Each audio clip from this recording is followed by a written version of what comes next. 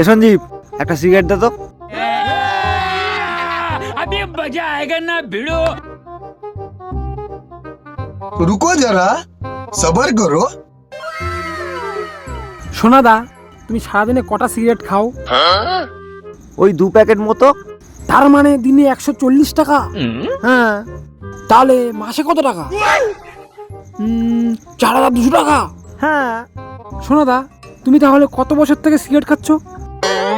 ওই 15 বছর ধরে খাচ্ছি। 15 বছর? তাহলে 4200 ইন্টু 12 ইন্টু 15, 7,56,000 টাকা।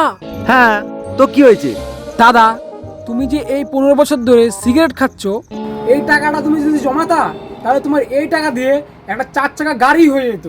আরে সতী সাবিত্রীর চেয়ারম্যান, তুই তো সিগারেট খাস না, তা তোর 4 চাকা গাড়ি কোথায়? আমার তো তাও একটা 2 চাকা গাড়ি আছে।